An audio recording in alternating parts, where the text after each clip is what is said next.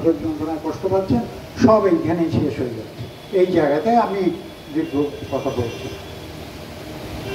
দরিদ্রের ভগবানে বারেক ডাকিয়া দীর্ঘশ্বাসে মরে সেই নীরবে। কিন্তু মরলে তো হবে না, এর তো একটা শেষ চাই। 14 বছরের লড়াই, এই লড়াইয়ের শেষটা কোথায়?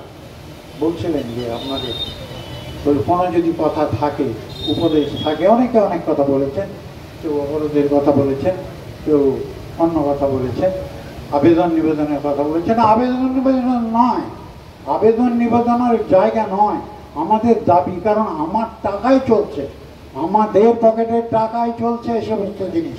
স্বাভাবিকভাবে সেখানে এই সাধারণ মানুষের দাবি আছে। সেখানে রবীন্দ্রনাথ কি বলছেন? আমাদের রবীন্দ্রনাথ বলছেন যে ওইসব মূঢ় ম্লান মুখ মুখে দিতে হবে ভাষা, ওইসব শান্ত শুষ্ক ভগ্ন বুকে ধ্বনিয়া তুলিতে হবে আশা, ডাকিয়া বলিতে হবে একত্রে দাঁড়াও দেখি সবে, সঙ্গবদ্ধ হবে। ওই আগেই অনেক কথা হয়ে গেছে যে এটা রাজনৈতিক মঞ্চ নয়। আমাদের সঞ্চালক প্রথমেই ঘোষণা করেছেন যে এটা কোনো রাজনৈতিক মঞ্চ নয়।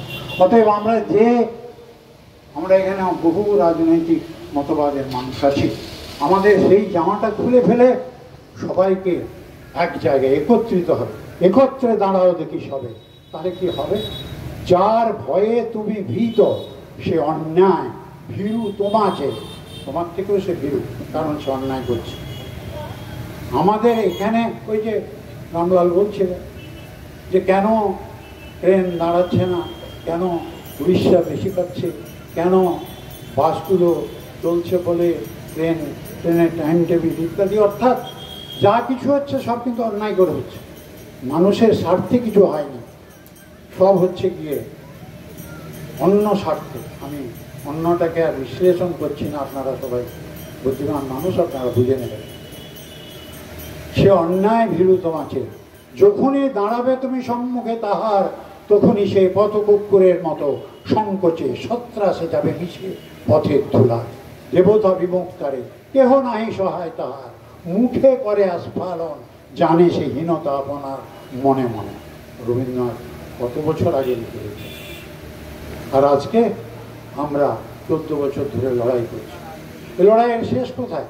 আজকে যখন ওইখানে আমাদের পথ অবরোধের মিছিলটা এসেছিল, দেবু বলছিলেন, প্রদীপ দাস বলছিলেন যে পুলিশ এসে ধমকাচ্ছে, জাতীয় সড়ক অবরোধ করবেন না। এরা কায়দা করে সেখানে শহীদ বেদিটা করে দিতেই মোটামুটি একটা অবরোধ হয়ে গেল। পুলিশও বুঝতে পারলো না, কারণ আমরা এত বেশি মানুষ ছিলাম। সেই জন্যই সেখান থেকে আমরা এই রবীন্দ্র মূর্তির পাদদেশে এসে আমরা অবস্থান বিক্ষোভ করছি। অবস্থান বিক্ষোভ এর আগে কি হয়নি? হয়েছে। আবার অবরোধ কি হয়নি? হয়েছে।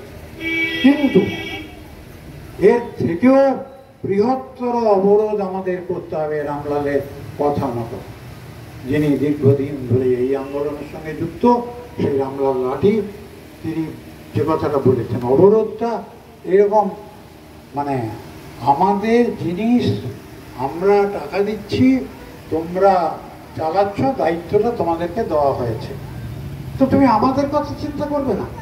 সুবিধাটা কার সেটা চিন্তা করবে? আদানি আম্বানির কথা চিন্তা করছে না? আমরা কি এখানে টাটা বিড়লা গোয়েঙ্কা ডালমিয়া আদানি আম্বানি ঘরের মানুষজন এখানে আছি? আমরা তো সাধারণ মানুষ এখানে।